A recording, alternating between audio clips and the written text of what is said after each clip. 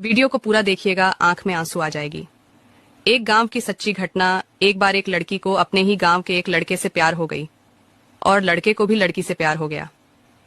लड़की लड़के से कहती थी कि मैं बगैर दिल की जी रही हूं क्योंकि मेरा दिल तुम्हारे पास है।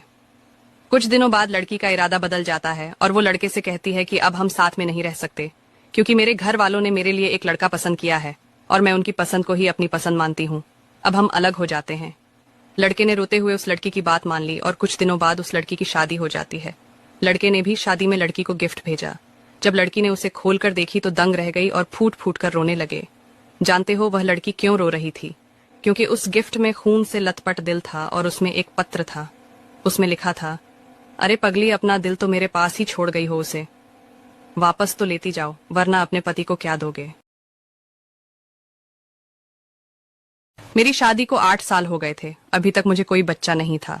मेरी शादी के 1 साल बाद ही मेरे देवर की शादी हो गई थी। देवरानी को आते ही एक बेटी हो गई थी। अगर मैं अपनी देवरानी के बच्चों को उठा लेती थी तो देवरानी छीन कर ले जाती थी और छीनने के बाद बोलती थी, देख बहन, मैं तेरा साया नहीं पड़ने देना चाहती अपनी बेटियों के ऊपर।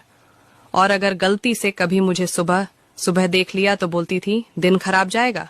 एक दिन इसी तरह सुबह के टाइम पर मुझे देखकर बोल रही थी और मुझे अचानक से उल्टी होना शुरू हो गया और मेरे पति मुझे डॉक्टर के पास ले गए।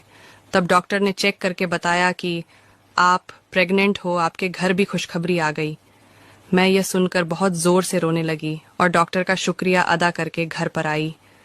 घर में जब मैं यह बात बताई तो घर वालों ने बोला, कभी बंजर खेत में हरियाली आती है, झूठ बोल रही है। और मुझे पूरे 8 साल के बाद में लड़का हुआ। तो ये उन बहनों के